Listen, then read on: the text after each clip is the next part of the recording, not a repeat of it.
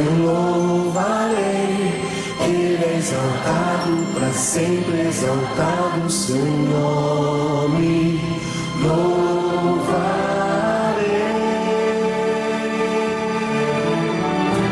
Ele é o Senhor, sua verdade vai sempre reinar.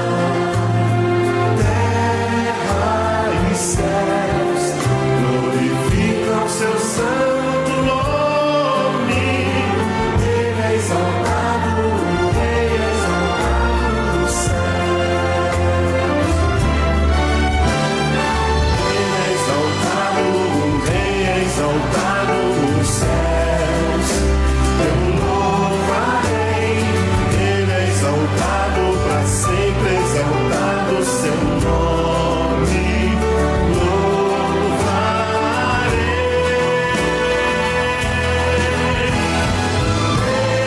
Ele é o Senhor, sua verdade vai sempre reinar. Terra e céus glorificam. Que a graça e a paz de nosso Senhor e Salvador Jesus Cristo reine poderosamente em nossos corações. Amém? Vamos iniciar a nossa escola dominical na manhã desse domingo, agradecendo ao Senhor por mais esse privilégio de estarmos aqui reunidos nessa casa de oração. Oremos.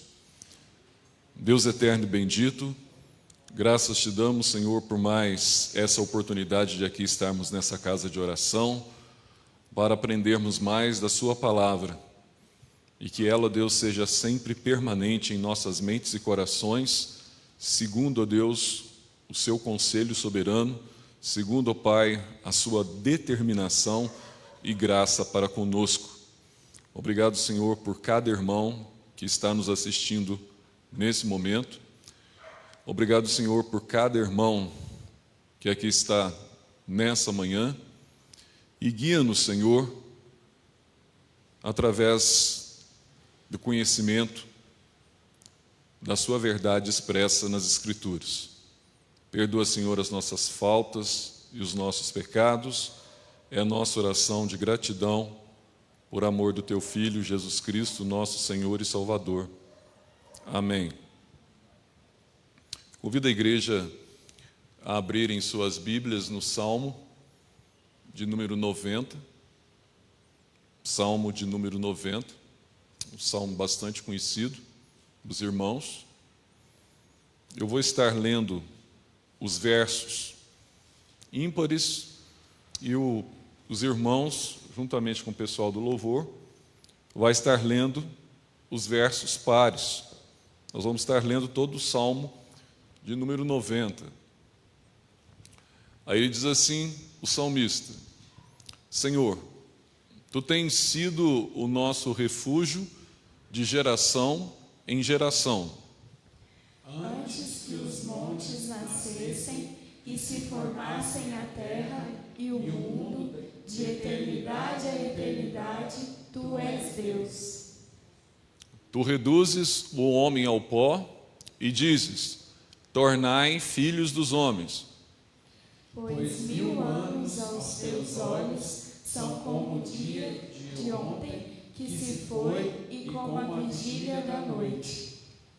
Tu os arrastas na torrente, são como um sono, como a relva que floresce de madrugada.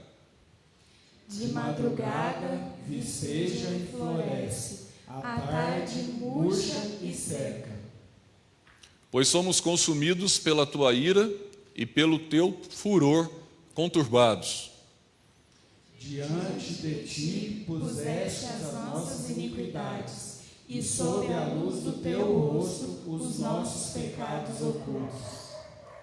Pois todos os nossos dias se passam na Tua ira, acabam-se os nossos anos como um breve pensamento. Os dias da nossa vida sobem a 70 anos, ou em havendo vigor a 80. Neste caso, o melhor deles é canseira e enfado, porque tudo passa rapidamente e nós voamos. Quem conhece o poder da tua ira e a tua cólera, segundo o temor que te é devido? Ensina-nos a contar os nossos dias, para que alcancemos coração sábio. Volta-te, Senhor, até quando? Tem compaixão dos teus servos. Sacia-nos de manhã com a tua benignidade, para que cantemos de júbilo e nos alegremos todos os nossos dias. Alegra-nos por tantos dias quanto nos tens afligido, por tantos anos quanto suportamos a adversidade. Aos teus servos aparecem as tuas obras, e a seus filhos a tua glória. Seja sobre nós a graça do Senhor nosso Deus. Confirma sobre nós as obras das nossas mãos. Sim, confirma a obra das nossas mãos. O que habita no esconderijo do Altíssimo e descansa à sombra do Onipotente. Isso, até o verso final do 90. Vamos voltar no verso 2, 90, verso 2, onde todos nós estaremos lendo juntos. Diz assim o texto: Antes que os montes nascessem e se formassem a terra e o mundo, de eternidade a eternidade, Tu és Deus. Vou pedir para o nosso irmão Aguinaldo que ele esteja nesse momento fazendo uma oração de gratidão a esse Deus eterno e bendito. Oremos. Senhor nosso Deus, te agradecemos nesta manhã, Senhor, por mais esse dia que o Senhor nos deu, ó Pai, por Tua proteção, por Tua graça, ó Deus, e a Tua soberania, Senhor, que não deixa sequer cair um fio de cabelo de nossas cabeças, Senhor, sem que o Senhor permita, sem que o Senhor assim o queira. E o Senhor, meu Deus, está acima de todas as coisas, ó Pai, acima de todo o poder e principado, toda a potestade. O Senhor é soberano e governa soberanamente a partir do Teu trono, que está no Altíssimo, num altíssimo lugar, acima de todas as coisas. Te agradecemos, meu Deus, porque o Senhor faz tudo o que te agrada, meu Deus, tudo o que te apraz, e nada sai fora do Teu controle. Tudo funciona de acordo com os Teus decretos e a Tua santa vontade, ó Pai. Por isso, confiamos no Senhor, depositamos toda a nossa confiança, pois sabemos que somente em Ti podemos confiar totalmente, ó Deus, e nos lançarmos sob o Teu poder, Senhor, nesta confiança, ó Pai, pois em Ti está a nossa salvação, a nossa esperança. Agradecemos por esta manhã que o Senhor nos tem dado, pelo dia de hoje, mais uma vez, graças damos, por estarmos reunidos aqui na Tua casa, para ouvirmos a Tua palavra, Senhor, neste momento. Pedimos uma bênção especial sobre todos nós que aqui estamos, sobre todos também que já estão ali já sintonizados, já vendo essa live, cultuando já nos seus lares e prontos a ouvir a palavra do Senhor. Peço uma bênção para todos, no nome de Jesus. Amém. Amém. Vamos estar entoando cânticos de louvores ao Senhor nesse momento.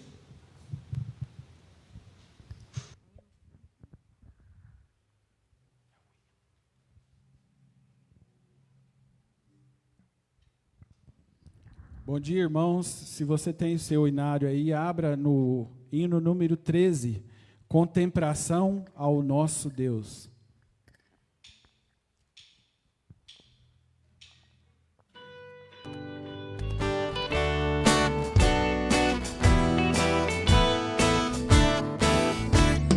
Se nos cega o sol ardente, quando vissem seu fulgor, contemplará aquele que do sol é criador.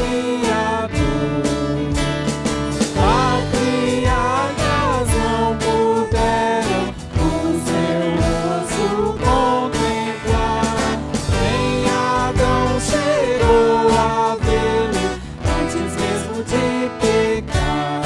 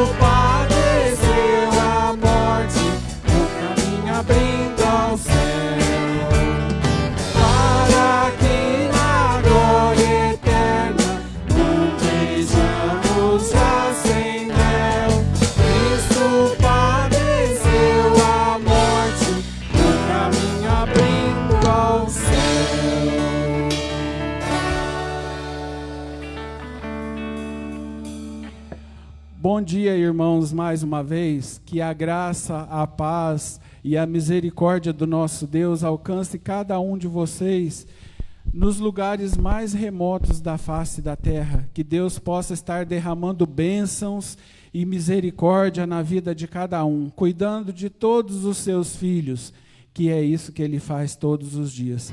Por isso, cantemos a Ele, calmo, sereno e tranquilo. Sinto descanso nesse viver, que nem sempre a gente sente o descanso, mas só Deus é que nos contempla com essa maravilha, com essa beleza do nosso dia a dia, da nossa vida. Cantemos ao Senhor.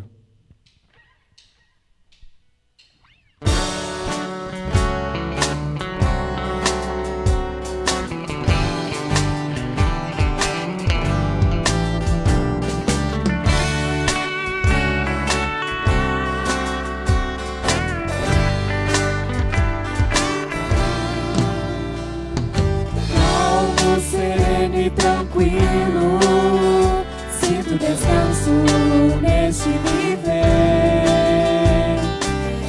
Isso devo ao amigo que só por ele eu pude obter. Ele é Jesus, meu amigo, meu Senhor, o Salvador. Só por ele eu ganhei a vida eterna com Deus, com Deus. Triste foi sua história, levou da cruz sem pecado algum. Só porque me amou, morreu por mim e não hesitou. Ele é Jesus, meu amigo, Senhor, o Salvador. Só por ele eu ganhei a vida eterna com Deus, com Deus.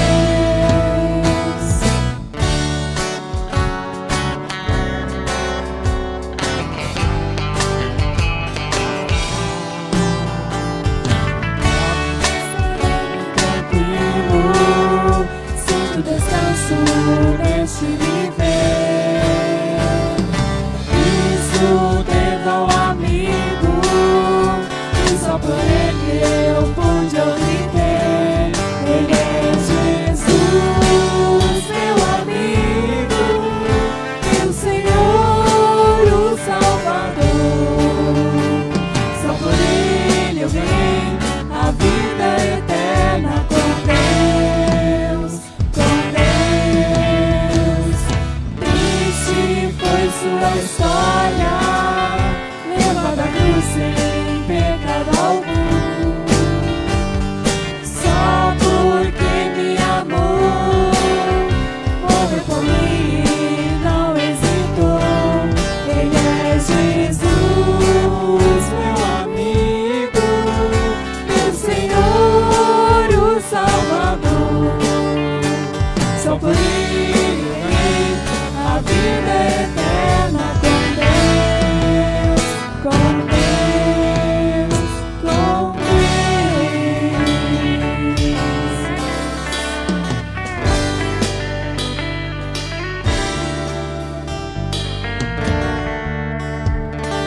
Que bom que o nosso Deus, Ele nos traz a calma, Ele nos traz a serenidade e a tranquilidade também.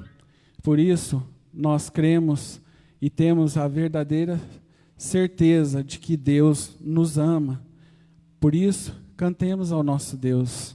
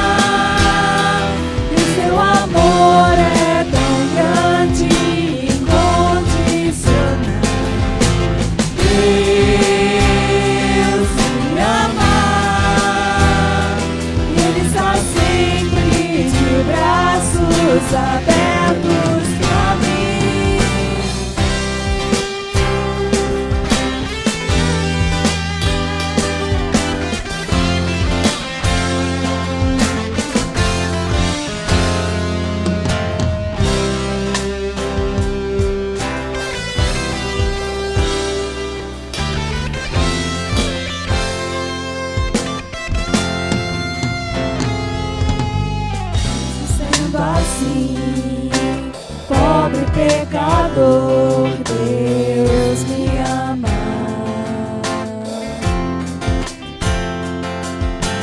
Mesmo sendo falho, mesmo sem merecer, Deus me ama.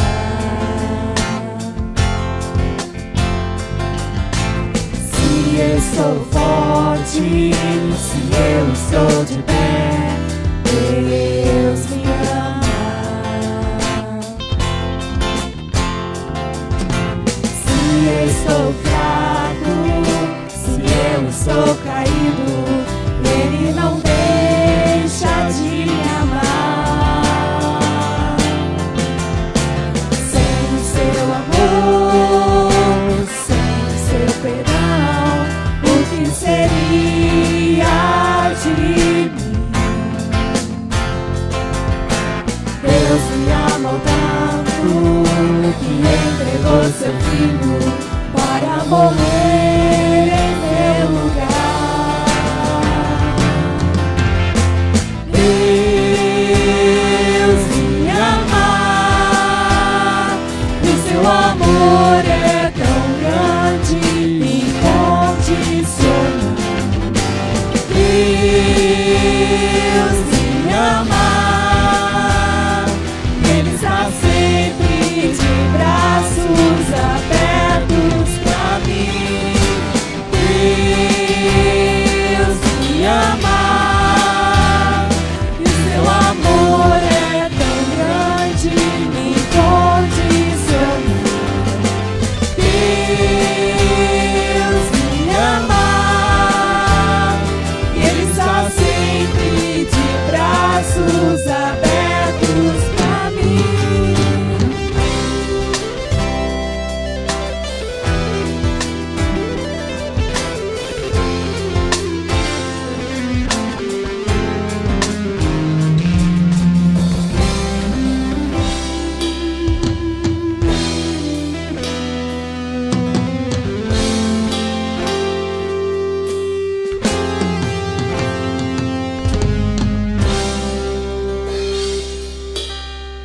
Senhor Deus, mais uma vez, ó Pai, queremos te agradecer porque nesse dia de domingo é um dia dedicado ao Senhor.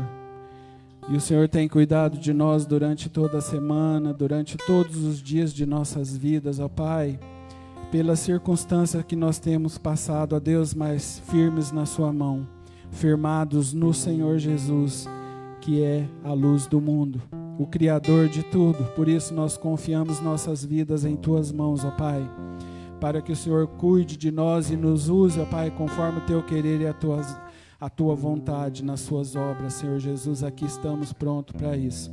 Obrigado por mais um dia de vida que o Senhor concede a todos nós que estamos aqui na igreja, a cada um que está em casa, que está acamado, que está doente, mas o Senhor tem cuidado de nós. O Senhor tem nos dado refrigério, Pai. O Senhor tem alimentado o nosso espírito, a nossa alma, Pai. Obrigado por isso.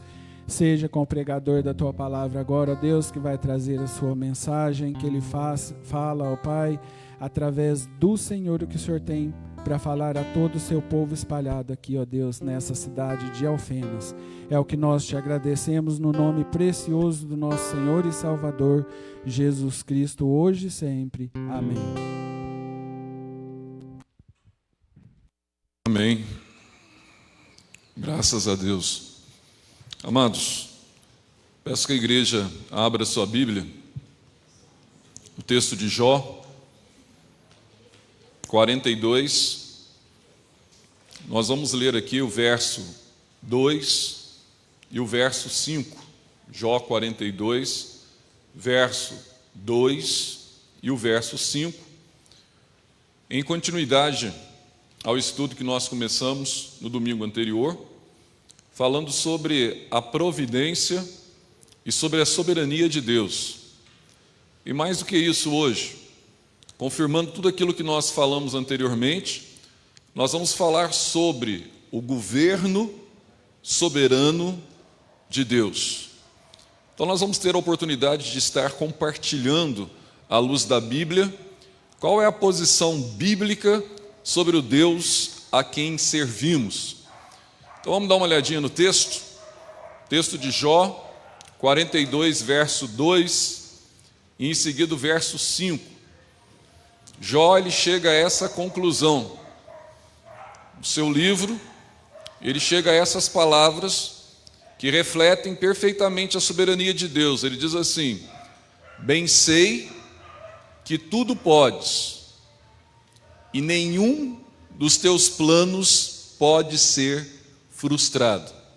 E no verso 5, Jó diz assim: eu te conhecia só de ouvir, mas agora os meus olhos te veem.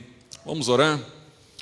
Senhor nosso Deus e nosso Pai, Deus eterno e bendito, graças te damos, Senhor, por esse privilégio de aqui estarmos reunidos em comunhão da Tua igreja.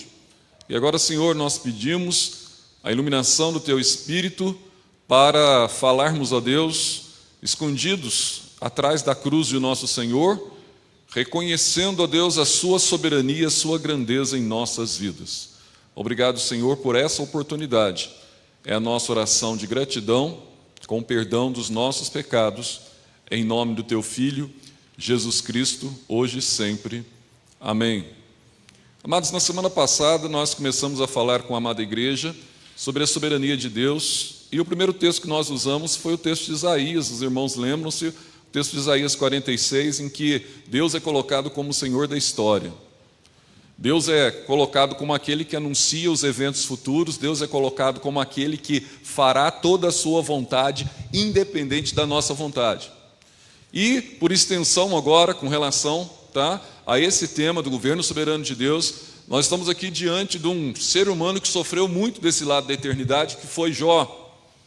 Apesar de ter sido contemplado pelas benesses que Deus o concedeu ao longo da sua vida, mas Jó foi testado ao extremo. Mas ele foi testado por quem? Quem que testou a Jó? Por permissão de Deus.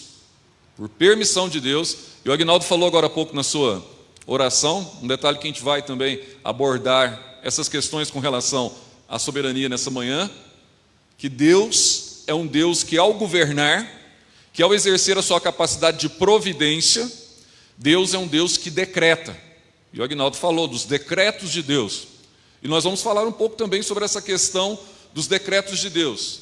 Ademais, o sofrimento de Jó, ademais, os questionamentos de Jó, ademais, todos os problemas que Jó passou no emocional e na carne, Jó, ele teve uma posição extremamente interessante. Ele jamais amaldiçoou a Deus como foi-lhe solicitado pela sua esposa. Amaldiçoa seu Deus e morra, porque você está então totalmente apartado da graça desse Deus. Ele em momento nenhum ele fez isso, embora tenha questionado diante da dor física e da dor emocional, mas no final, quando Deus começa a falar com Jó, quando você pega ali o capítulo 38 de Jó em diante, quando Deus começa a mostrar a insignificância de Jó, quando Deus começa a mostrar a insignificância de Jó, que é o gênero humano ali retratado em Jó, é aquilo que nos representa muitas vezes a nossa insignificância diante da grandeza, da santidade, da majestade de um Deus soberano. É a nossa insignificância diante da grandeza de um Deus que é eterno, de eternidade em eternidade. Nós lemos agora há pouco, tu és o quê? Deus. Nós somos finitos, mas o nosso Deus é eterno. Então muitas vezes nesse afã de tentar explicar um Deus que é eterno, nós chegamos a conclusões falhas. Isso aconteceu com esse grande servo de Deus, Jó. E não é diferente daquilo que acontece conosco muitas vezes em momentos de sofrimento na nossa vida. Mas Jó, após a revelação de Deus, após a revelação da pessoa de Deus, Jó ele fala uma coisa interessante com relação à soberania de Deus. Jó ele diz claramente no texto que nós lemos no verso 2: eu sei que, Senhor, que tudo podes, e nenhum dos teus planos pode ser o quê? Frustrado. E ele diz algo que vai além disso. Ele reconhece a sua pequenez essa que nós devemos reconhecer no nosso cotidiano. Ele diz algo que a igreja muitas vezes se depara com essa situação hoje, no contexto contemporâneo. Jó lhe diz assim: eu te conhecia só de ouvir, agora os meus olhos, vamos entender aqui, os meus olhos espirituais, o quê? Te veem. Um dos grandes problemas que nós temos quando nós abordamos esse texto referente à soberania de Deus, em se tratando da igreja contemporânea, é a miopia da igreja contemporânea, ou seja, a dificuldade de enxergar quem é realmente Deus. A igreja contemporânea, muitas vezes, ela tem desenvolvido uma série de estratégias, de estratagemas, uma série de posturas, muitas vezes heréticas, aquilo que Deus tem revelado na Bíblia, e tem então passado a imagem de um Deus que não é o Deus da Bíblia. É aquele Deus que as pessoas conhecem só de ouvir. É o Cristo Redentor que a pessoa conhece só pregado numa cruz. Mas muitas vezes não tem a concepção de que aquele Cristo ressuscitou e está à destra de Deus e intercede por nós. E a igreja contemporânea, muitas vezes, ela tem demonstrado um humanismo exacerbado. Humanismo em que sentido? Ah, Zé, mas na época da Reforma Protestante, nós tínhamos toda uma discussão ferrenha, que eram amigos, entre o ex-padre, Martinho Lutero, de um lado, e um humanista da época, que Lutero nutria uma amizade muito forte, respeitava o seu ponto de vista. Divergências não quer dizer que nós não devemos respeitar as outras pessoas. Nós devemos ouvi-las com educação. Agora, nós não temos obrigação de aceitar aquilo que elas pensam sobre Deus, sobre a igreja e sobre a Bíblia. Então, Lutero, ele tinha um parceiro, que era o Erasmo de Roterdã, que era humanista. E esse humanismo, à luz da ciência e das falhas que a igreja medieval teve com relação à ciência, de condenar descobertas científicas inequívocas, e a igreja optou muitas vezes por ficar 2000 anos defendendo um pensamento que era um pensamento de um filósofo grego, que era Aristóteles. Por exemplo, vou citar um exemplo: a Terra é o centro do universo. Esse era o pensamento geocêntrico de Aristóteles. Do ano 400 ao ano mais ou menos 1600, essa era uma defesa contundente da igreja. E ai daquele que falasse que o Sol era o centro da nossa galáxia. Ai daquele que falasse isso. Vocês lembram disso? Era morto pela Santa Inquisição. Aliás, Copérnico sofreu com isso. Quando ele fala, não, está errado esse conceito da igreja. Copérnico sofreu. Depois veio um cidadão que, Copérnico, ele até se calou.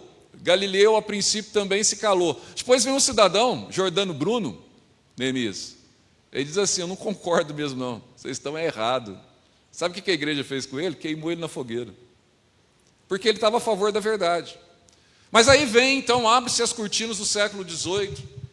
Século XVII para o século XVIII já vem aquela postura iluminista, né?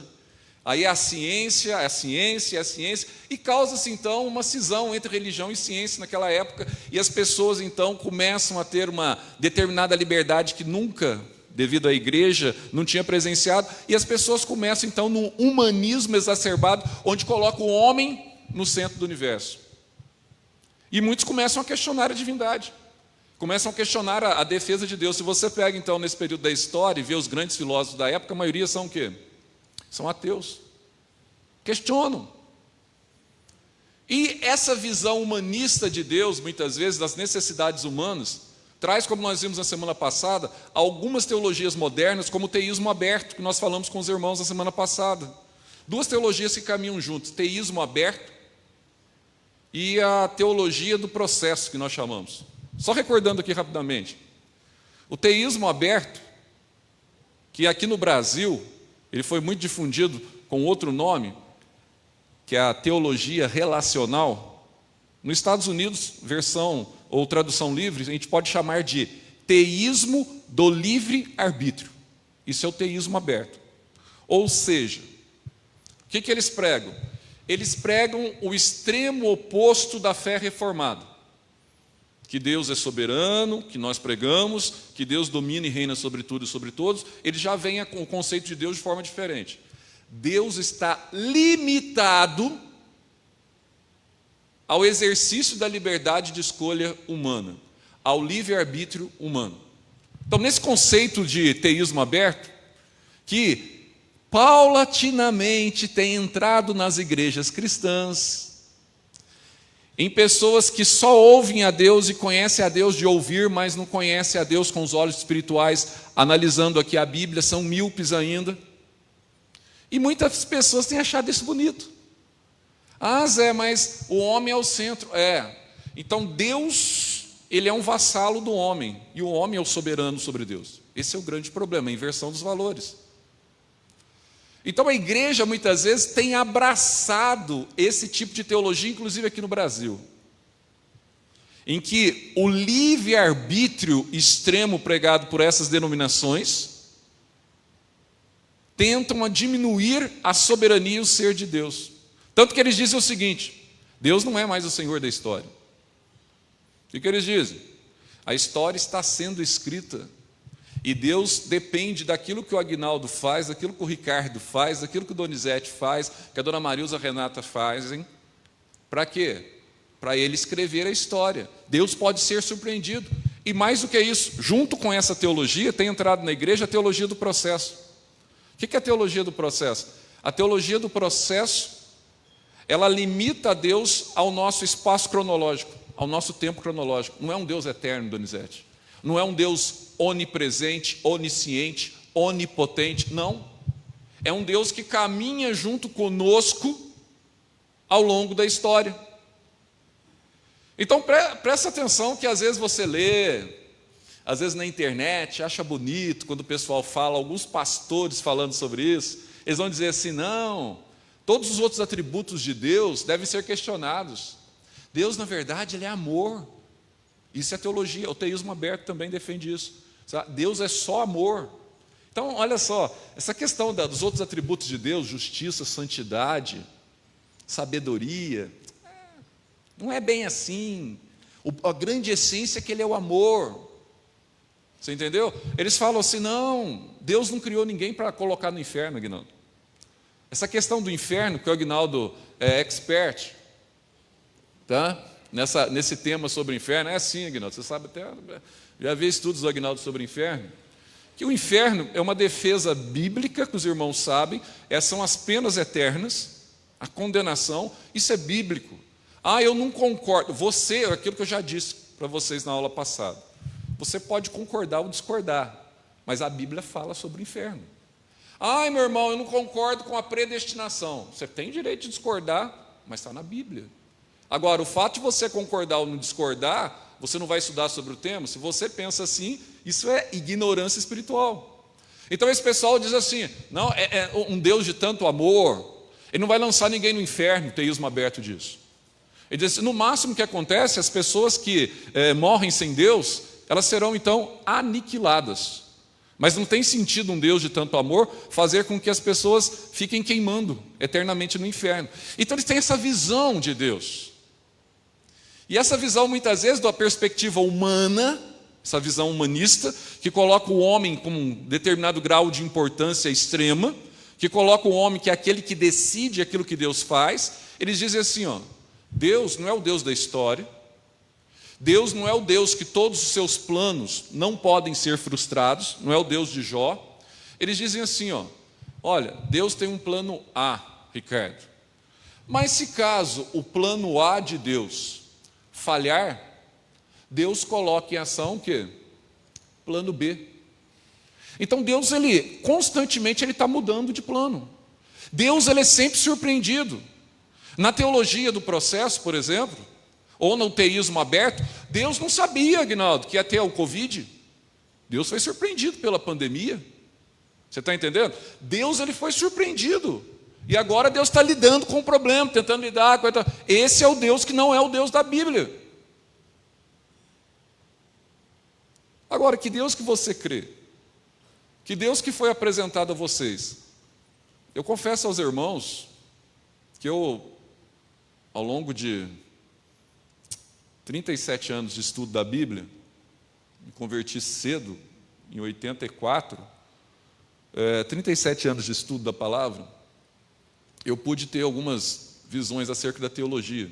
Não só da teologia reformada, porque às vezes você fala assim, você está aí na frente, você é um papagaio de Calvino, você é um papagaio de Beza, você é um papagaio de Charles Spurgeon. Não sou. Porque a própria Bíblia nos revela. Agora, é claro que esses foram grandes servos de Deus que contribuíram muito para a interpretação da Bíblia. Agora, o fato de Lutero ter alguns pareceres teológicos não significa que eu concordo absolutamente com Lutero. Tanto que eu tenho uma visão muito mais abrangente, eu faço de tudo, me esforço, e ultimamente tenho me esforçado muito, embora seja presbiteriano reformado de convicção, eu sempre leio muita coisa também escrita pelos batistas reformados. Eu leio muito sobre o batismo, eu conheço muito sobre os batistas, tanto que eu não tenho problema nenhum com relação a batista, presbiterianos, essas situações que colocam, que devia ter muito mais ponto de união para fortalecimento do corpo de Cristo, que é a igreja, do que detalhes teológicos, ficar discutindo estilo disso, estilo daquilo, sendo que as pessoas estão morrendo aí o mundo afora sem Cristo, sem o Evangelho de Jesus Cristo, sem ouvir de Jesus Cristo. Então eu tive a oportunidade ao longo desses anos de estudar apologética, entender primeiro o que as religiões pensam, e dou graças a Deus, ainda essa semana eu estava falando com o Ricardo sobre isso, eu dou graças a Deus porque os 11 primeiros anos da minha vida foi dentro do catolicismo. Você fala, mas por quê? Porque eu aprendi o que é o catolicismo. Eu nasci no catolicismo. E Deus permitiu que hoje eu tivesse uma argumentação muito mais fácil para eu conversar com um católico. Porque muitas vezes, muitos parentes de vocês que não estão aqui hoje, que são católicos, não estão aqui hoje, é pela atitude de vocês. Porque você não sabe evangelizar o católico. Você não sabe respeitar as pessoas. Você não sabe respeitar o direito das pessoas em crer em alguma coisa. Agora, você pode até não concordar, mas você tem que respeitar. E muitas vezes, ao levar o evangelho, você leva uma palavra de exortação, uma palavra de questionamento, e a pessoa ela cria uma espécie de birra com a sua postura. Aí quando você chega perto dela, já vem o crente. Já vem o crente. Isso é uma dificuldade que você tem que orar a Deus para que Deus te dê sabedoria, para você defender aquele que é o Deus da Bíblia. E como diz lá o Francisco de Assis, citando aqui um franciscano, ele dizia aos seus discípulos, leve o evangelho a todos, se necessário, use palavras. Ou seja, as tuas próprias atitudes mostram quem você é. Às vezes você não precisa nem falar que você é crente, as pessoas veem em você uma pessoa diferente.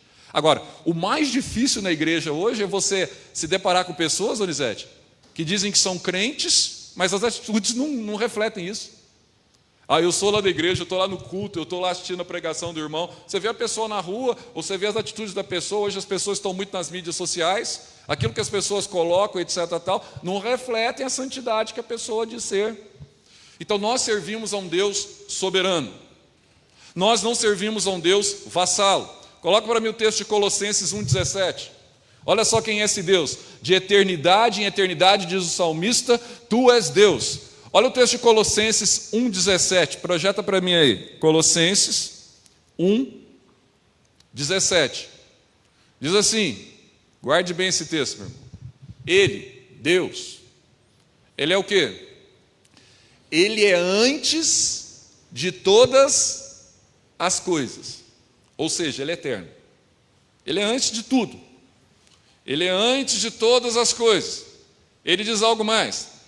Ele diz assim, nele tudo o quê?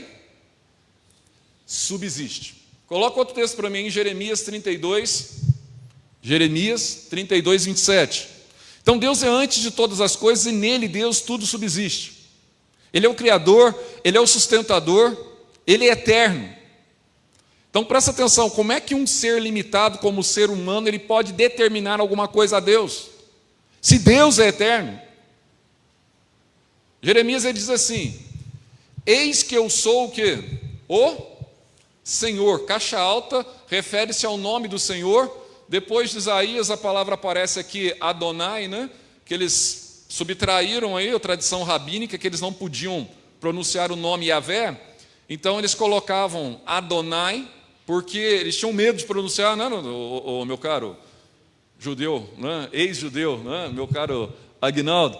Eles tinham medo de pronunciar por causa do terceiro mandamento, se ao pronunciar o nome, eles não estariam fazendo em vão. Daí a capacidade de vislumbrar um Deus soberano. Eles tinham medo, colocava Adonai muitas vezes. Eis que sou o Senhor, Yahvé, o Deus de quem? De todos o quê? Aqui, Aguinaldo, um detalhe interessante, todos os viventes, todos, sem exceção. Aí se um dia você falar para mim assim, nossa Zé, não estou falando que existe, estou falando que existe. Mas se falar, o que nos é revelado na Bíblia é que vida existe no nosso planeta, que é a Terra. Isso nos é revelado.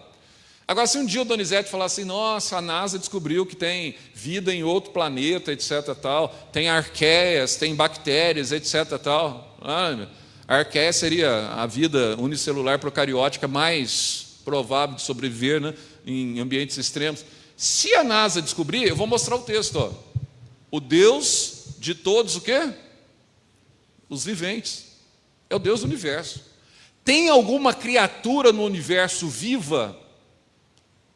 Ah, se tem, Deus é Deus dessa criatura. Nada foge à soberania de Deus. Nada foge ao governo providencial e universal de Deus. Aí ele diz assim, acaso haveria coisa demasiadamente maravilhosa? A palavra aqui no hebraico pode ser traduzida também como difícil.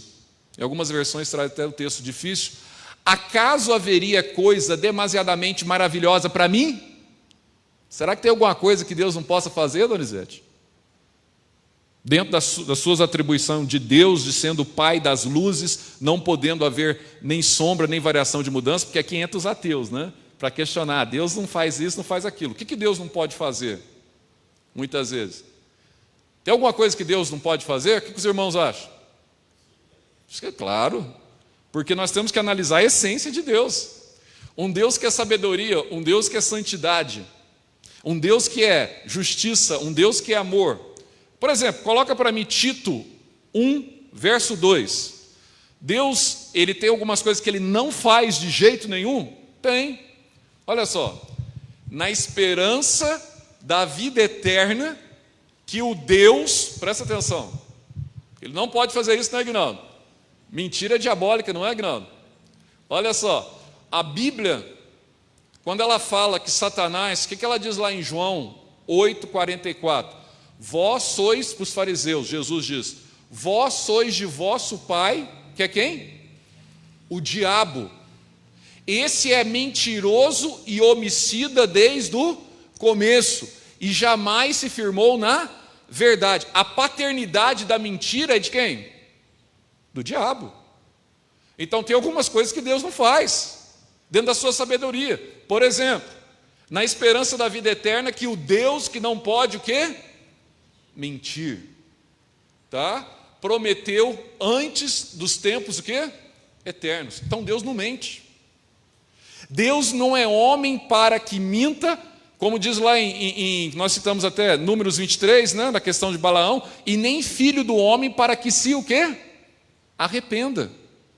Então Deus, ele não vai criar o mal, que nem muitos defendem, porque tem algo que foge à esfera da fé reformada, que muitos ainda que sejam reformados, mas que fogem à esfera reformada, o pessoal que é hipercalvinista, que a gente chama. Esses daí creem que Deus é o autor do mal. Foi um grande teólogo batista, conhecido como John Gill. Ele seguiu nessa linha extrema do hipercalvinismo, e aqui no Brasil nós temos alguns exemplos dentro da igreja presbiteriana, de um grande teólogo também, que foi Samuel Falcão, lá do Recife. Ele tem um livro muito interessante que chama Predestinação, só que ele é da linha também hipercalvinista, que não é o normal da igreja presbiteriana do Brasil. Até o reverendo Augustus Nicodemos, ele tem uma expressão interessante, ele diz que hipercalvinismo é anticalvinismo, na verdade. Porque nós cremos num Deus soberano, num Deus que escolhe o seu povo, elege e reprova os demais pelos seus pecados. Então tem a parte positiva da eleição, e tem a parte negativa, que é a reprovação da eleição de Deus, da eleição dupla de Deus. Então nós entendemos assim, tá? E a igreja presbiteriana também entende assim. Olha só o que diz Tiago 1,17, desse Deus. Olha só, corroborando com aquilo que eu acabei de falar aqui. Tiago, capítulo 1, verso 17. Toda boa dádiva e todo o quê? Dom perfeito são lá do alto, descendo do Pai das luzes, em quem não pode existir variação ou o quê? Ou sombra de mudança. Então presta atenção, Aguinaldo. Resumindo esse texto, de Deus provém, diretamente de Deus, como decreto efetivo, provém todo o bem. Agora, por que nós temos muitas vezes o mal? Por decreto permissivo. É diferente. Nós vamos falar sobre o mal daqui a pouco. Tá? O problema do mal e da origem do mal, e qual é a melhor explicação para a questão de Deus ter permitido a origem do mal. Então, toda boa dádiva, todo dom perfeito são lá do alto, descendo do Pai das luzes, em quem não pode existir nem variação e nem sombra de mudança. Então, o mal não pode vir de Deus. O fato de Deus poder não quer dizer que Ele vai fazer, porque isso envolve a sua santidade, o seu caráter e a sua sabedoria. É igual aquele pessoal, né, da filosofia, né, Aguinaldo? Você já deve ter ouvido.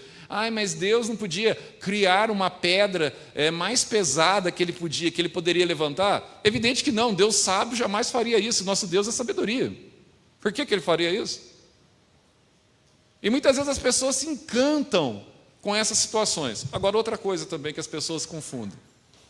Esse Deus, será que Ele de fato reina mesmo? Em todas as nações? Ele interfere no governo de todas as nações? Será que é Ele que reina? Nós vimos muito essa questão, olha, o presidente assinou decretos, não é assim que fala? Quando o presidente ele quer colocar algo diferente daquilo que está proposto, ele faz decretos, depois esses decretos passam pelo Congresso, o Congresso apoia ou não esses decretos, mas ele pode governar por decretos. O Biden, quando assumiu a presidência dos Estados Unidos agora, assinou mais de 35 decretos, etc., tal, né? Anulando alguns de Trump. Então, decreto é algo comum para governantes. E muitas vezes o governante ele tem um conceito errôneo, achando que ele tem o poder. Será que ele tem o poder? Ou será que ele tem alguém que está acima dele, que realmente tem o poder? Você quer ver só um detalhe interessante? Coloca para mim o texto de Isaías, no capítulo 10. Isaías, no capítulo 10. Olha só aí, verso 5. Isaías, no capítulo 10, verso 5. Olha só. Diz assim a palavra: ai da Síria, Deus falando, a Síria, olha só, cetro da minha o quê? Ira, a vara em sua mão, presta bem atenção nisso aqui, né, Aguinaldo? A vara na mão da Síria, que podia esporadicamente até castigar o povo de Deus pelos pecados deles, olha só, a vara em sua mão é o instrumento do meu quê?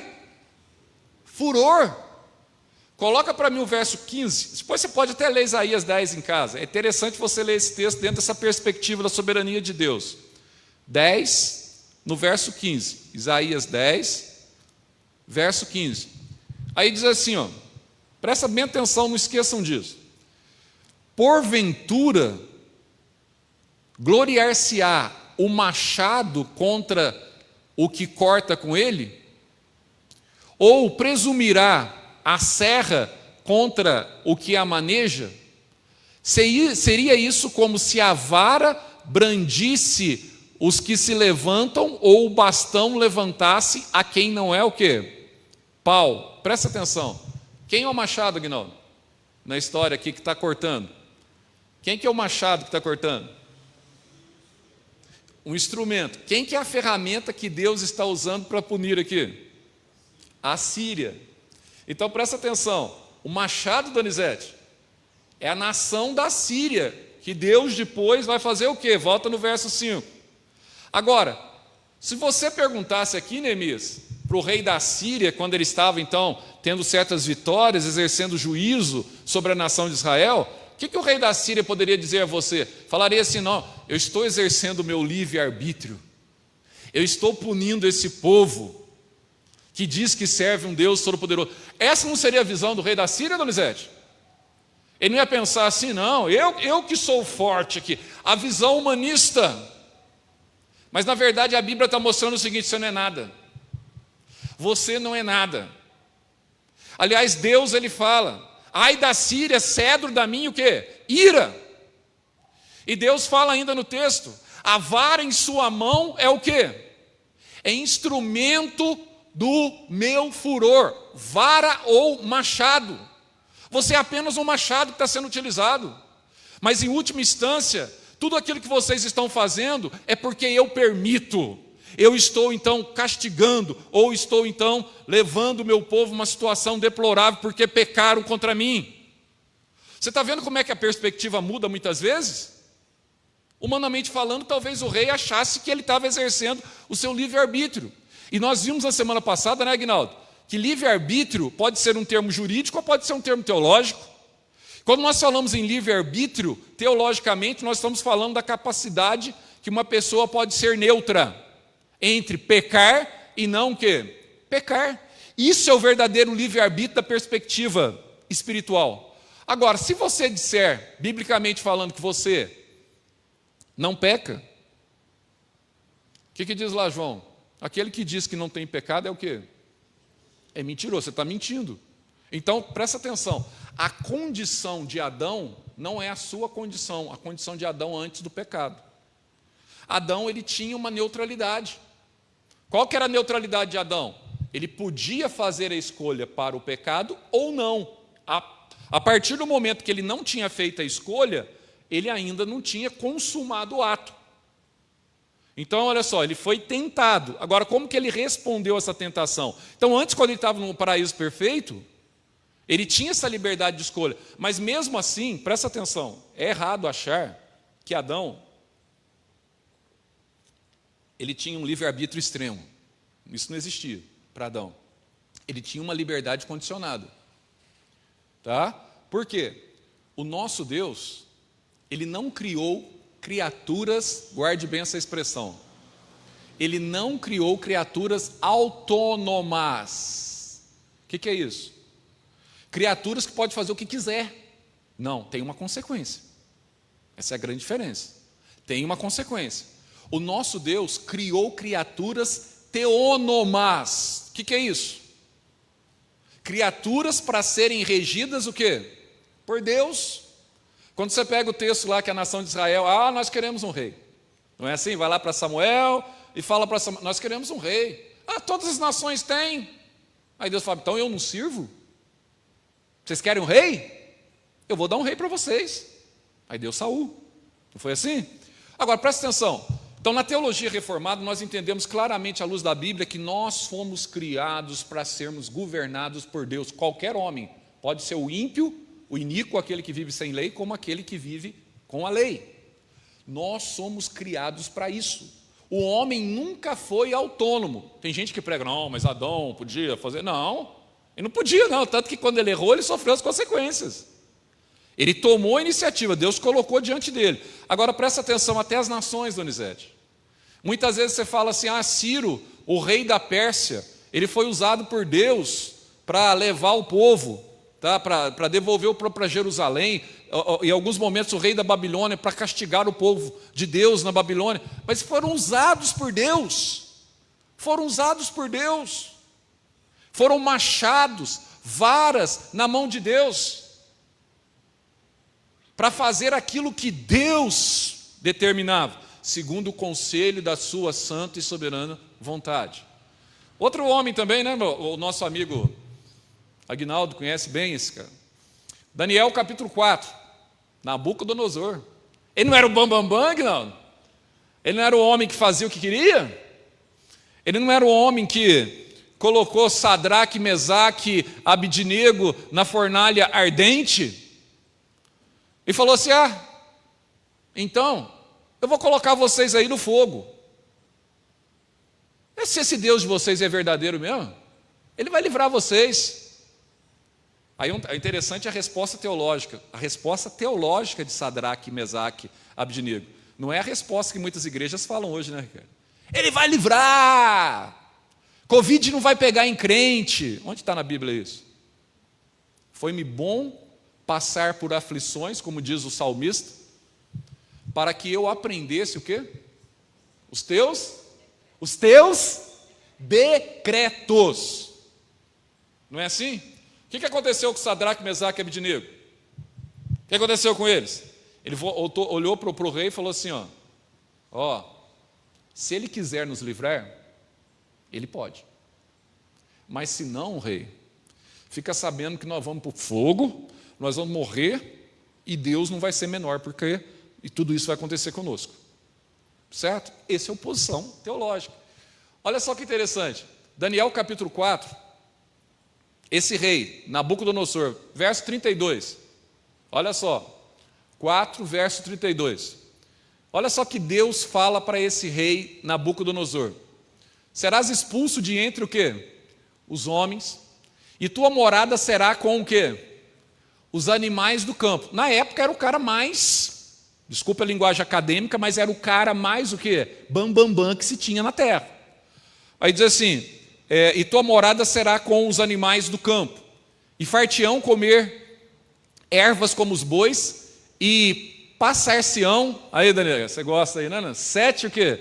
Tempos. Uma aula de escatologia a gente fala para vocês o que significa 7 tempos. Por cima de ti, até que aprendas, olha o que diz o texto, aprendas que o Altíssimo tem o quê? Domínio sobre o reino dos homens, olha só que interessante, Donizete, e o dá a quem o quê? A quem quer, ponto. E o dá a quem quer. Olha só o que aconteceu com Nabucodonosor, segue o verso 33, Johan, por favor. Diz assim, no mesmo instante, esse é o Deus da Bíblia, agindo Deus, quem impedirá, não diz lá Isaías 43, verso 13, agindo Deus, quem impedirá? Agora olha só o que diz, no mesmo instante se cumpriu a palavra sobre Nabucodonosor. Ele foi expulso de entre os homens e passou a comer erva como o quê? Como os bois. O seu corpo foi molhado do orvalho do céu, até que se crescessem os cabelos como as penas da águia, e as suas unhas como o quê? As das aves. Olha o verso 34. Mas ao fim daqueles dias olha só agora, Nabucodonosor, levantei os olhos ao céu, tornou-me a vir o entendimento, e eu o quê? Olha, um ímpio. Aqui o texto não está falando que ele se converteu. Não sei se depois ele se vai se converter ou não, a gente não sabe desses detalhes, que esse é o coração dele, né? Mas ele tem que reconhecer. Se ele se converteu ou não, eu não sei, mas que ele reconheceu, e muitas vezes o ímpio ele reconhece.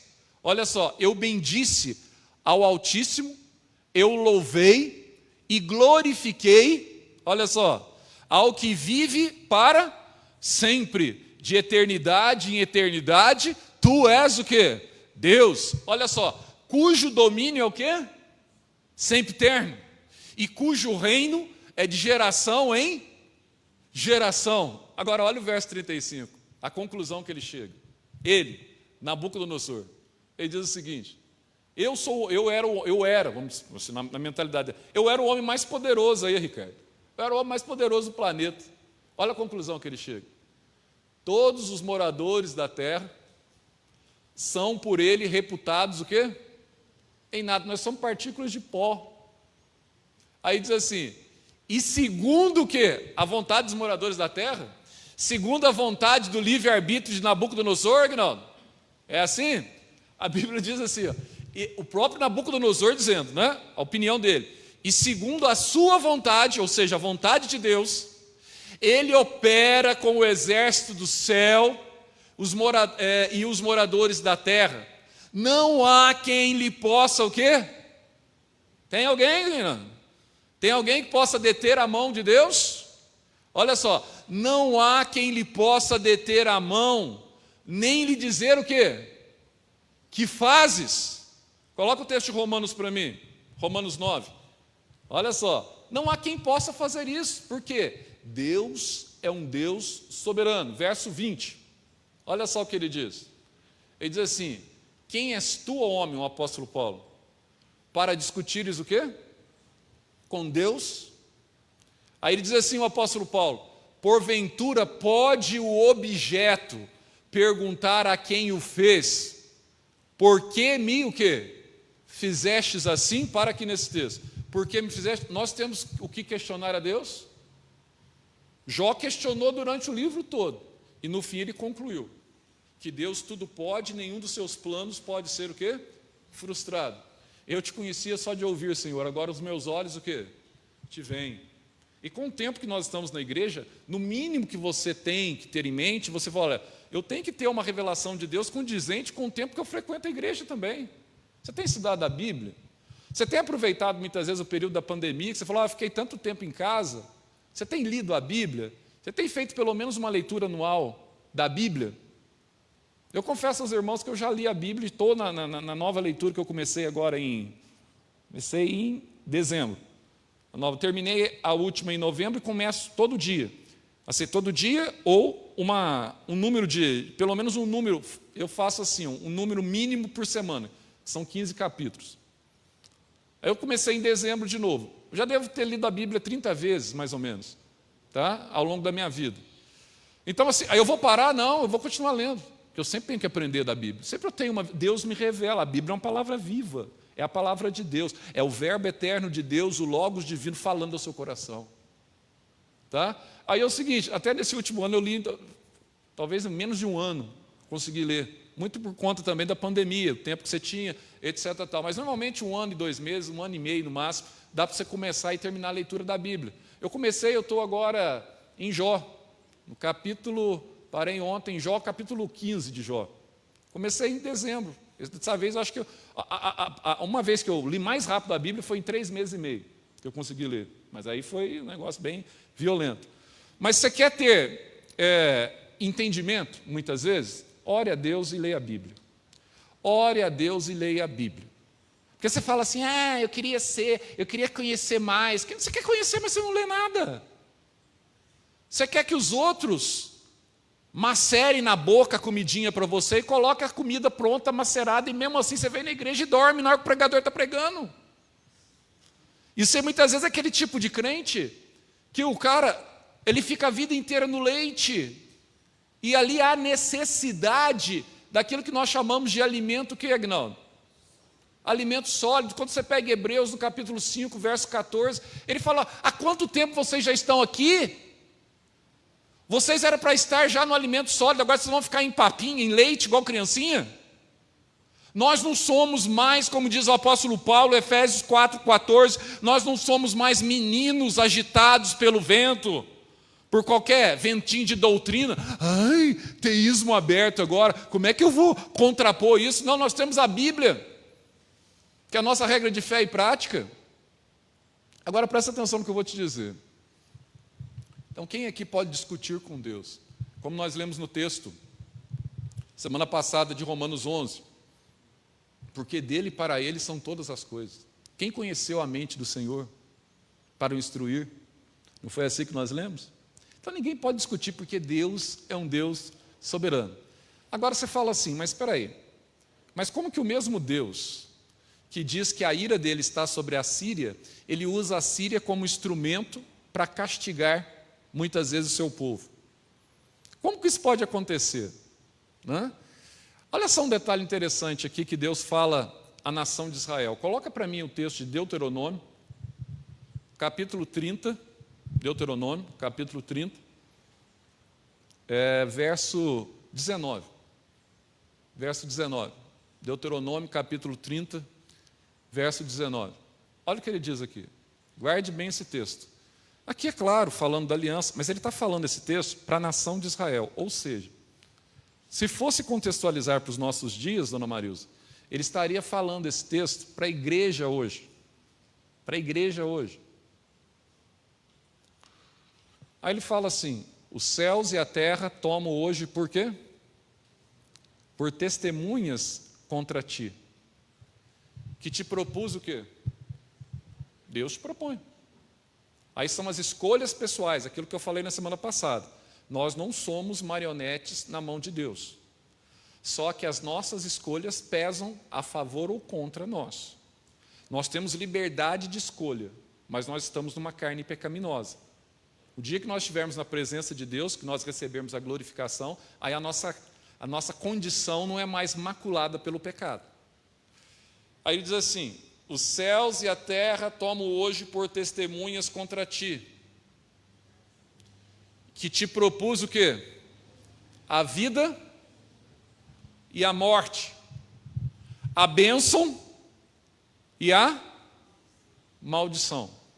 Aí o que Deus fala para o povo de Israel? Ele diz assim: escolhe, pois, o quê? A vida, para que vivas, tu e tu o quê?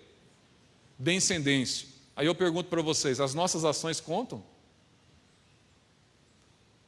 As nossas ações contam se somos uma pessoa que vivemos em santidade ou se somos uma pessoa que vivemos contrário a Deus em maldições. E muitas vezes acontecem determinadas coisas na nossa vida, algumas coisas são acidentais, pode acontecer com qualquer um. Outras coisas, você entende que você está trazendo para a sua vida maldição, na medida que você está desagradando a Deus. Hebreus no capítulo 12, verso 14, lá diz que sem o que nós não podemos ver a Deus? Porque Deus é um Deus santo, né, Aguinaldo? O que diz o texto? Sem o quê? Sem a santidade, é impossível vislumbrarmos de fato o quê? A Deus. Então, olha, uma das prerrogativas básicas para a igreja, uma das prerrogativas básicas para buscar uma vida de vida com Deus, e não uma vida de maldição, uma das prerrogativas básicas é uma vida do quê? De santidade. E quando eu falo aqui santidade, estou me referindo a todas as áreas, porque Deus é um Deus santo. Agora tem um detalhe aqui que nós vamos falar um pouquinho. Então, Zé, nós temos então que fazer as nossas escolhas? Tem que fazer as suas escolhas. Davi não fez as suas escolhas? Muitas vezes ele acertou, outras vezes ele o quê? Ele errou. Mas o que nós não podemos dizer, né, Aguinaldo? Que muitas vezes, pelas escolhas de Davi, ele trouxe maldição sobre a sua casa. Ele trouxe maldição sobre a sua descendência. Olha o Salmo 89, verso 29 para mim, verso 30. Olha só o que Deus fala. Ah, Davi perdeu a salvação? Não. Davi, ele tinha um coração focado para Deus. O homem cujo coração era reto diante de Deus, mas ele fez escolhas erradas. Deus propôs a bênção e a maldição para ele. Salmo de número 89. Eu acho que é a partir do verso 27 ou verso 27. Coloca aí o verso 27. Olha só que detalhe interessante. Olha só. Faloei por isso meu primogênito, o mais elevado entre os reis da terra. Vai lá. Davi, 28. Aí diz assim: conservar-lhe-ei para sempre a minha graça. Então Deus não fica, hoje eu te dou a graça, amanhã o quê, Aguinaldo? Amanhã eu tiro a tua graça, hoje você está salvo, amanhã você está no... Não. Deus não tem oscilação de humor. Deus é Deus eterno e bendito. O problema nosso é que muitas vezes nós queremos contextualizar a Deus, sabendo que nós somos a imagem e semelhança, de Deus, nós queremos contextualizar a Deus infinito num ser humano finito que somos nós. Aí ele diz assim: conservar-lhe-ei para sempre a minha graça, e firme com ele a minha o quê? Aliança. E a aliança de Deus conosco, ela é unilateral. Não é você que vai quebrar a aliança, é Ele que segurou pela mão. Não é você que... Eu vou soltar da mão de Deus, isso não existe na Bíblia. Ele que te pegou pela mão. Aquele que se une ao Senhor, diz o apóstolo Paulo em 2 Coríntios capítulo 6, é um espírito com Ele. Não tem como você separar mais. É a questão de Mateus 19, 6. Aquilo que Deus ajuntou, Aguinaldo. Quem que ajuntou? Aí tem o retrato do casamento, é a nossa união com Cristo como igreja, né? E Cristo, o nosso noivo, e a igreja como a sua noiva. A Bíblia diz: aquilo que Deus ajuntou, o homem não pode o quê? Ah, então eu não posso desgarrar da mão do Senhor. Não, você pode até dar uma desgarradinha, mas ele vai lá e te pega de novo porque você é dele. Está entendendo a diferença? Ele diz assim: conservar-lhe-ei para sempre a minha graça, e firme com ele a minha o quê? Aliança. Verso 29. Olha só: farei durar para sempre a sua descendência e o seu trono como os dias do céu. Vai, verso 30, presta atenção agora. Agora, olha só, as condicionais de Deus. Você não vai fazer o que você quer, não. Eu te proponho vida, bênção e maldição. Agora, olha só, se os seus filhos desprezarem a minha lei e não andarem o quê? Dos meus juízos, olha só o que diz o verso 31. Se violarem os meus preceitos e não guardarem os meus mandamentos, então punirei o quê? Aqui, muitas vezes você está apanhando na igreja aí, há tempo, porque você está violando os mandamentos de Deus. Aí ele diz assim, então punirei com vara as suas transgressões e com açoites o quê? A sua maldade, a sua iniquidade.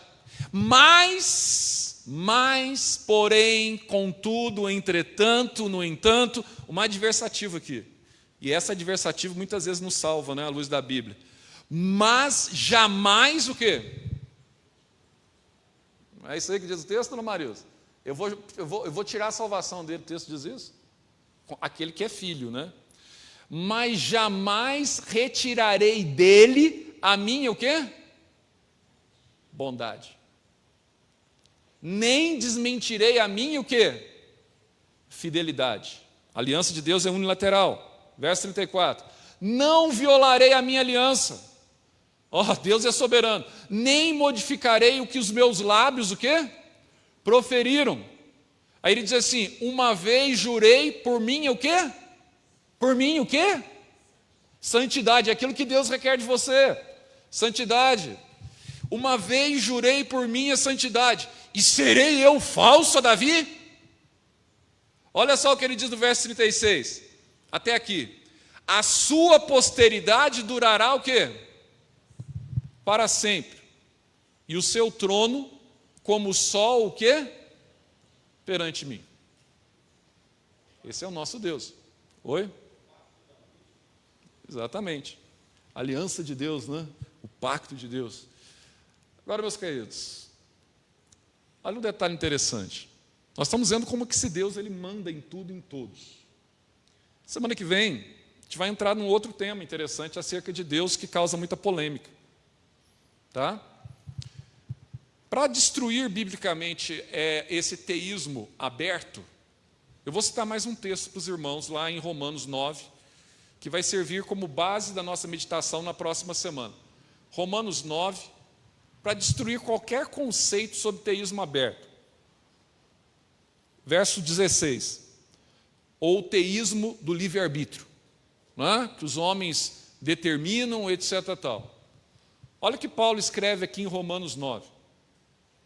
E o texto de Romanos 9, eu vou adiantar para os irmãos, se os irmãos quiserem ler esse texto em casa, vai ser a base do nosso estudo na próxima semana. Paulo ele diz assim, assim, pois, não depende de quem quer ou de quem corre, mas de Deus usar, ou mais de usar Deus a sua o quê? Misericórdia. Guarde bem esse texto, porque o livre-arbítrio ele diz assim, depende de quem quer e depende de quem corre. E depende também da misericórdia de Deus. Mas isso não está na Bíblia. A Bíblia diz, não depende de quem quer ou de quem corre, mas de Deus usar a sua misericórdia. Verso 17. A gente vai abordar essa questão do problema do mal, que achei que ia dar para falar hoje, mas semana que vem a gente vai falar sobre isso. Porque a Escritura diz a Faraó, para isso mesmo te levantei. Presta atenção, Deus é soberano. Não são os reis, os faraós do passado que mandavam. Deus domina sobre tudo, inclusive sobre Nabucodonosor. Para isso mesmo te levantei, para mostrar em ti o quê? O meu poder, para que o meu nome seja anunciado o quê? Por toda a terra. Deus sempre tem um plano e um objetivo.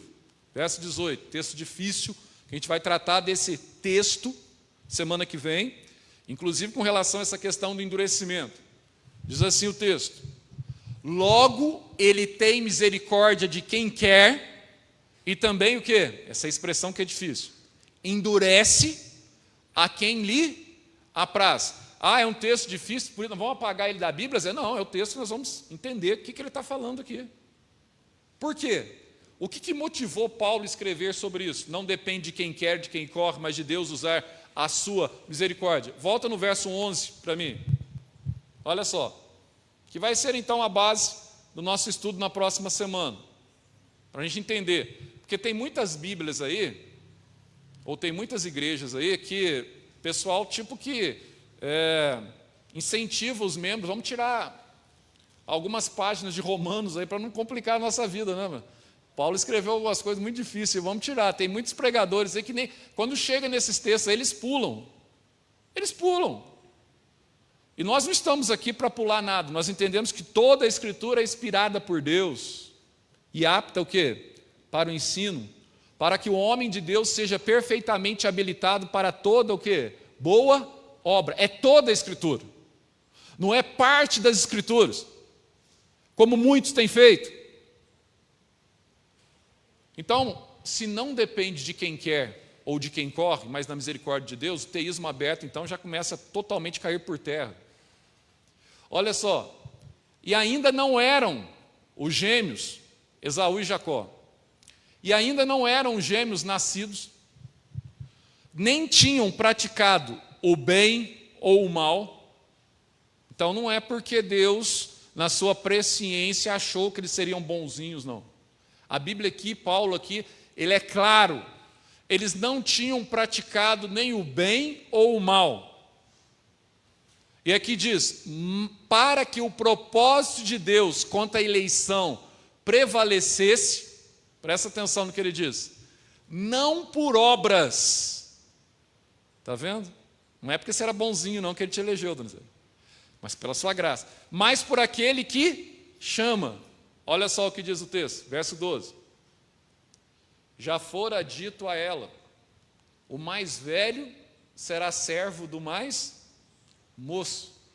Jacó vai prevalecer sobre Esaú, em outras palavras. Verso 13. Como está escrito, amei Jacó, porém me aborreci de Esaú. Antes deles nascerem. Está entendendo o contexto aqui, né? Aí surge a pergunta. Aquela pergunta, né, Aguinaldo? O pessoal fala, né? Que nós vamos responder essa pergunta na semana que vem. Verso 14.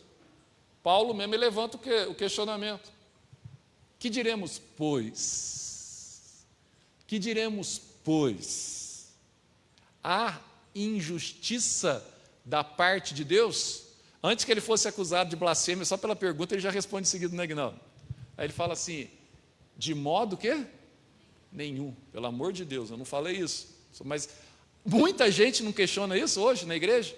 Ah, mas se Deus elege uns e deixa outros de fora, isso é injustiça. Nós vamos entender isso semana que vem.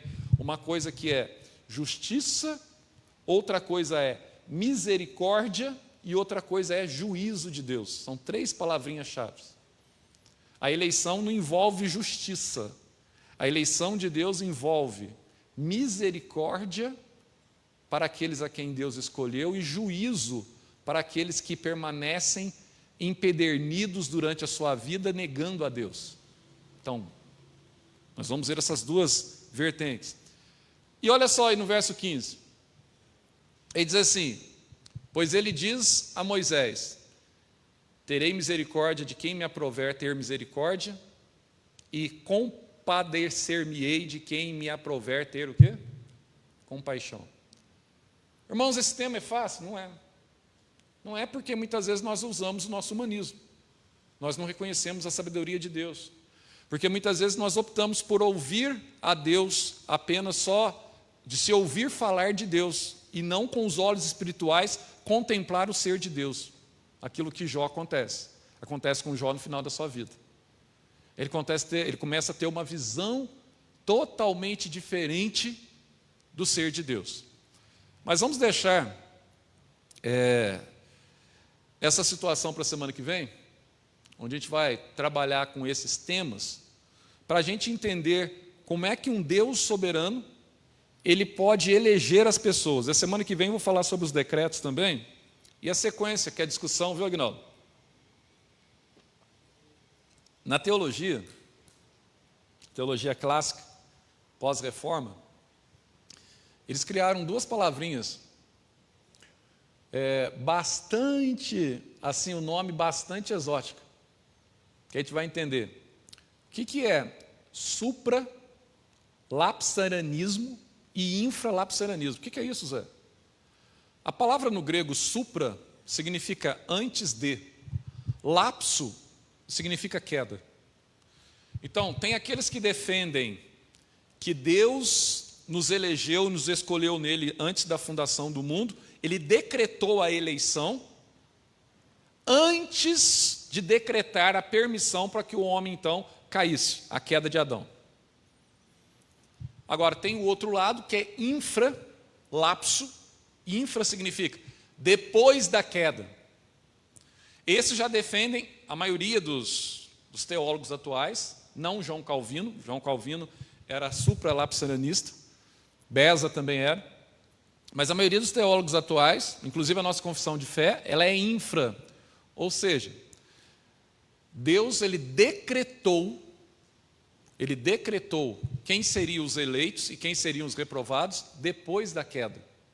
Nós vamos ver esses dois pontos de vista teológicos, não vai mudar muito, não vai mudar quase nada na sua vida. Muitas vezes nós queremos descobrir detalhes, né? Mas a teologia se preocupou com isso.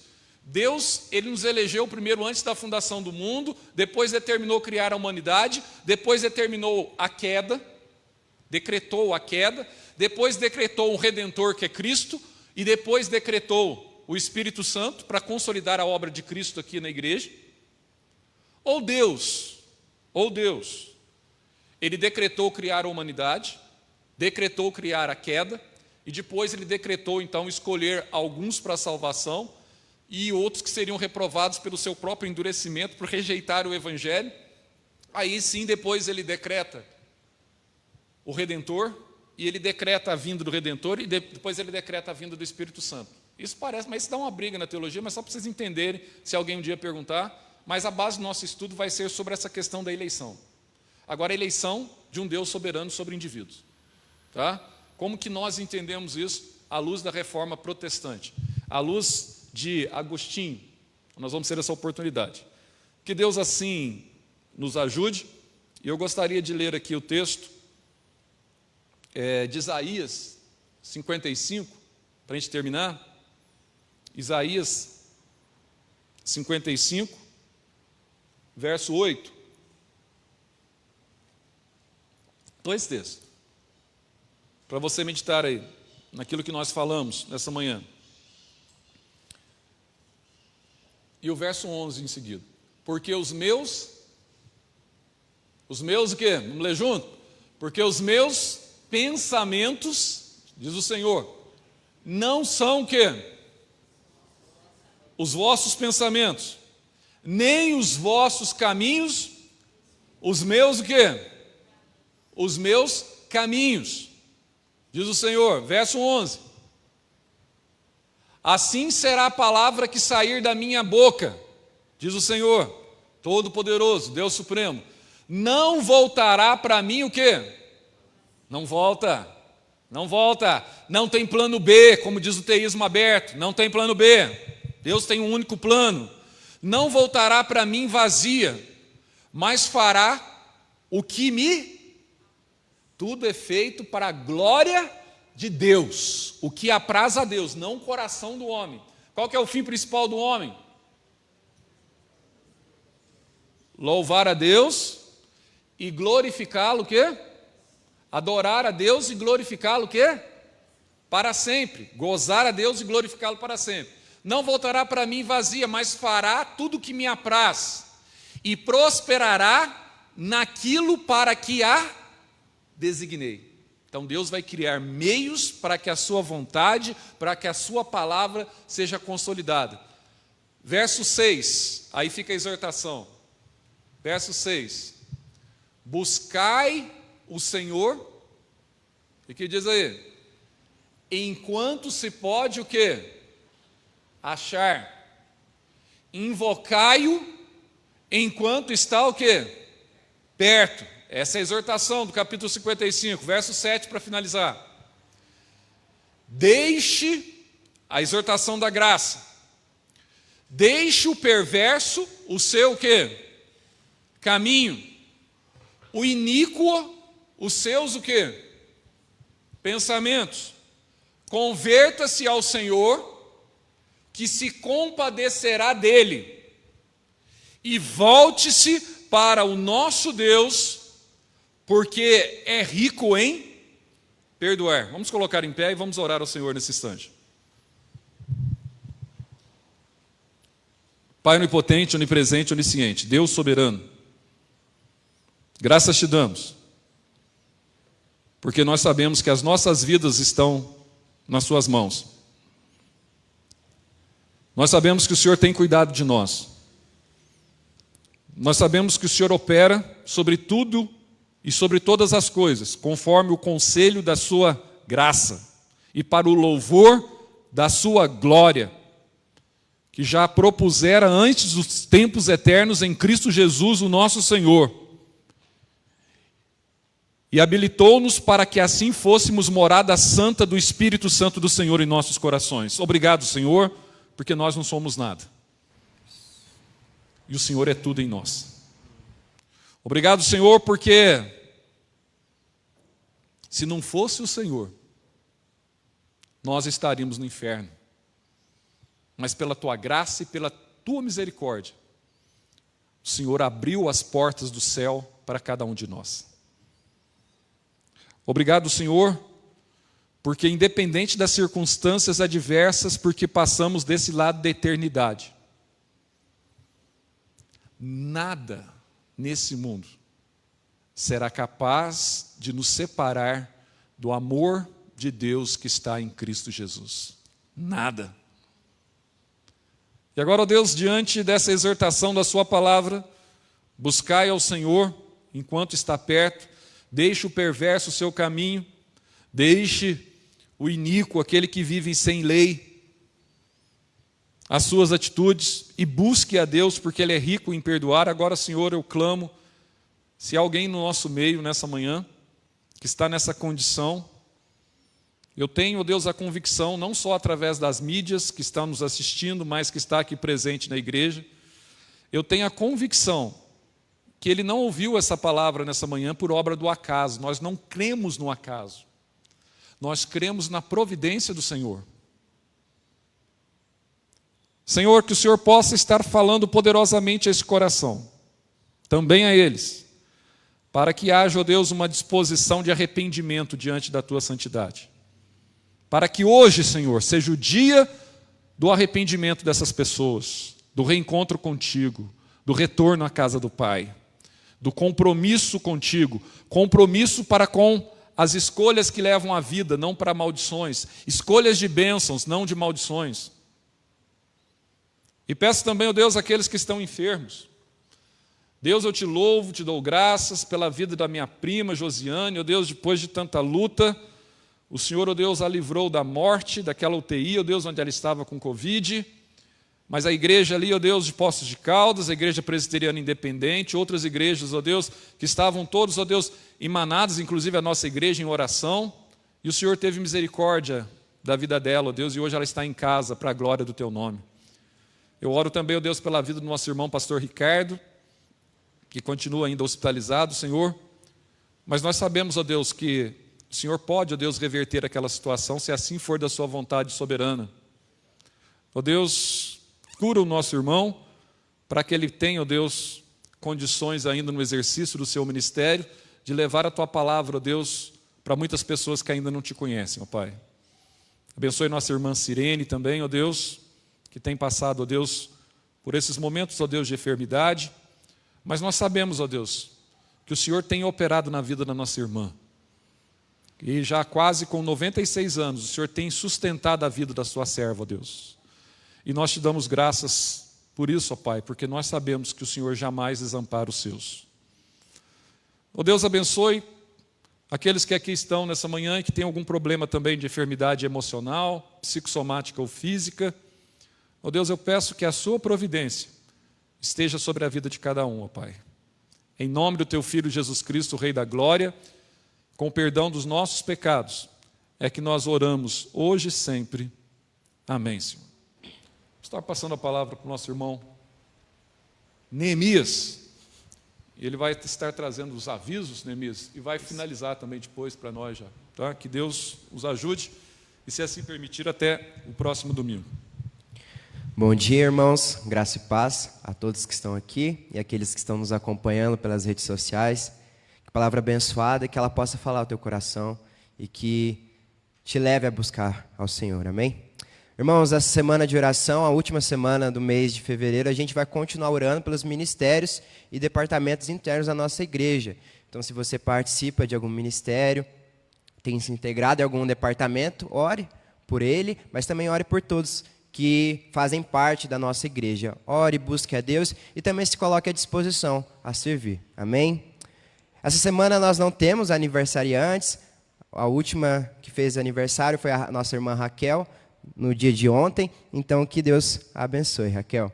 As nossas lives de oração, quarta e sexta-feira, às 19h30. Então, participe conosco, irmão. Esteja aqui orando conosco, buscando a Deus. Tem sido momentos abençoados. E que você possa, de fato, se colocar diante de Deus em oração. Nós precisamos disso para nos relacionarmos com o Senhor. Então, faça isso, participe e também compartilhe as nossas lives de oração. Todo sábado, às 19h30, nós temos a nossa reunião da UP, da OMP. Ontem foi um dia abençoado, nós tivemos aqui 23 jovens e adolescentes. E que você participe conosco, tem sido uma bênção. Deus tem falado aos nossos corações por meio da palavra dEle. E que isso gere também mudança de vida em nós como jovens e adolescentes, amém? E, irmãos, nossa EBD, como de costume, às 9 horas da manhã, todos os domingos, online, e os cultos às 19h30, os cultos 19h30, todos os domingos. Se você quer participar conosco presencialmente, essa semana não temos mais vagas. Então, hoje à noite já está cheio o templo. Mas semana que vem temos vagas. Então, mande seu nome para a Rafaela e participe com a gente. Amém? Os irmãos vão se preparar para a gente louvar e cantar ao Senhor na última canção. Mas vamos orar. Irmãos que estão aqui, vamos se colocar de pé mais uma vez e vamos encerrar o nosso momento. Deus, ó Pai, em nome de Jesus, nós te agradecemos por esse privilégio de estar na tua casa. Obrigado, Deus, por ouvir a tua palavra. Deus, que é viva e eficaz, Deus, e trabalha, quebra os nossos corações, Deus. Senhor, obrigado pela vida do Zé, ó Pai, que trouxe a tua mensagem, que ele continue sendo um instrumento nas tuas mãos. Te agradeço, Deus, por esse ministério de louvor também, que tem se dedicado à tua obra. E Deus, estando aqui todos os domingos, todas as manhãs e noites, trazendo, Deus, e conduzindo a tua igreja em louvor, em adoração, Pai. E obrigado, Deus, pela nossa igreja. Obrigado, Deus, pela tua igreja, que o Senhor governa e reina, Deus, soberanamente sobre as nossas vidas, Deus. Nos dá um domingo abençoado na tua presença, Pai, e que mais à noite possamos estar aqui, Deus, rendendo um culto que agrade ao Senhor, Deus. Em nome de Jesus, nós oramos e agradecemos. Amém.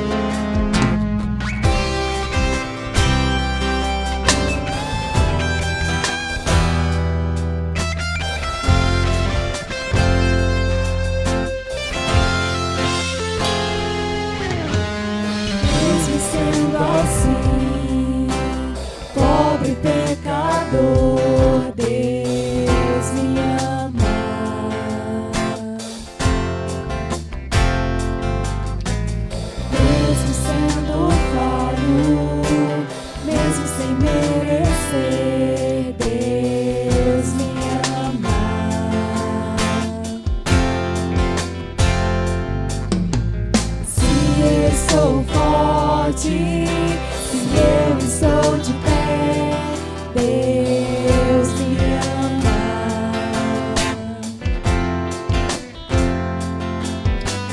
Se eu sou fraco, se eu estou caído, Ele não deixa de me amar.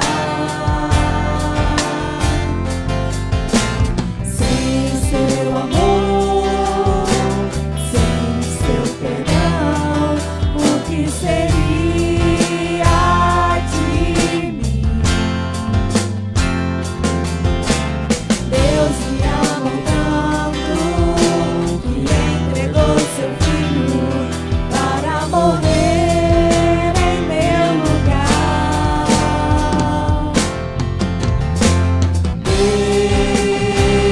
Deus me ama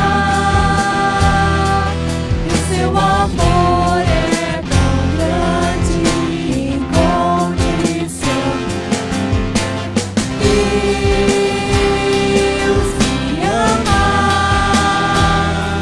e Ele está sempre de braços abertos pra mim.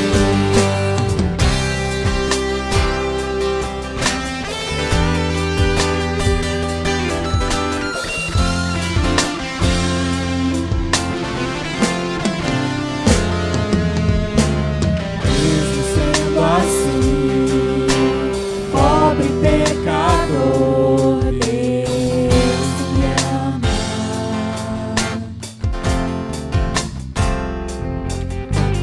Mesmo sendo falho, mesmo sem merecer, Deus me ama.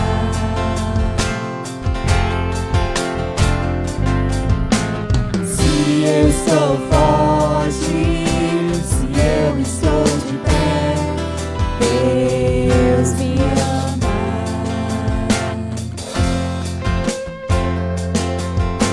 Se eu estou fraco, se eu estou caído, Ele não deixa de me amar.